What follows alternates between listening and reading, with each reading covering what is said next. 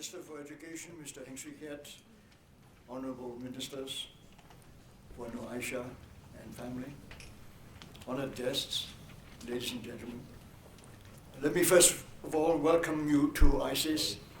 On behalf of my fellow members of the Board of Trustees, I thank you for joining us this morning for the most important event since our very founding, the renaming of the Institute of Southeast Asian Studies, ISEAS, as ISEAS-Yusof Ishak Institute. 3 years after Singapore became independent, ISEAS was founded, and a year later, ASEAN came into being. All these three events are children of similar historical conditions. It is therefore fitting that the change in ISEAS' name takes place this year when Singapore celebrates its 50th anniversary. ISEAS was the vision and creation of Dr. Wang Gungwu, who wanted the institute to be a scholarly institute, a center for Southeast Asian studies, and would have a great deal of autonomy in its research agenda, and one with international standing. Over the last 47 years, the Institute has, in my mind, fulfilled Dr. Goh's vision. Much has been achieved in this field for which it was created, the study of Southeast Asia. That ISEAS is about the study of Southeast Asia is now a given. I think it's connected to everybody's understanding of Southeast Asia. This is what we do, and we're very proud of that. And though this was not always obvious to the general public, ISEAS contributed important ways to the development of Southeast Asian studies as an academic discipline, and profoundly changed, I think, the ontology of the region that we now take for granted as Southeast Asia. ISEAS research relies strongly on the Institute's greatest comparative advantage, which is that it is located in the very region it was created to study.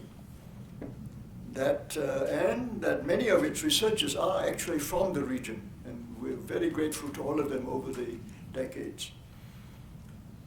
The Institute's general approach is multidisciplinary, and unlike some others, we also pay a lot of attention to socio-anthropological issues as well, but we give most attention to identifying and analyzing the trends that are before us in the region.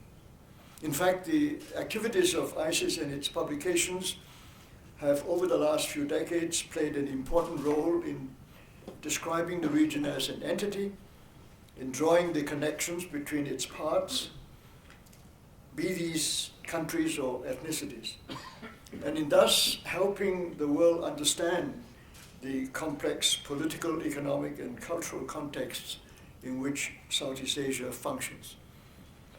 The ISEAS library has a very fine Southeast Asian collection. It is, in fact, well regarded in the academic world, with our Indonesia collection ranked among the best in the world. Our expository of private papers also includes unique collections on prominent peoples from Malaysia and Singapore, including S. Rajaratnam, Tan Cheng Lock, Lim Kim San, David Marshall, Tun Dr. Ismail Abdul Rahman, and Tun H.S. Lee.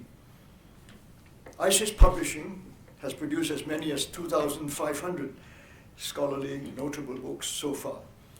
And with recent technological innovations and developments, it has now branched out into different forms of electronic publishing as well. ISEAS is also the home of 3 scholarly journals, each produced by its different programs. Contemporary Southeast Asia, which deals with the political and strategic matters of the region. The Journal of Southeast Asian Economies, dealing with all aspects of economic development.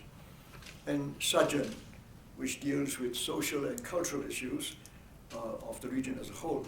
We also have the annual edition of Southeast Asian Affairs, which is now in its 42nd year of publication. Given the major changes taking place in the countries of the region, as well as throughout East Asia and in the world as a whole, our work at the Institute is far from over. In fact, as you can imagine, it's never going to be completed. With the added impetus of the changes that the Institute is undertaking, we can all look forward to further achievements from its researchers and its staff. We are grateful to be always supported by our many friends in Singapore, in the region, and beyond.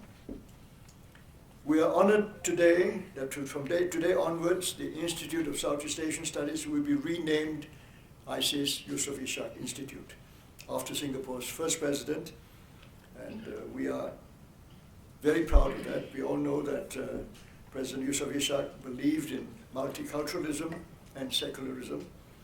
And similarly, ISEAS studies the complexity and diversity that is Southeast Asia, the integrative processes that are happening within the region in this ASEAN framework, and not least the region's interactions with the rest of the world. As you can see, it is a broad program in which our researchers have made tremendous efforts to help the world understand. Thank you again for all of you for joining us on this very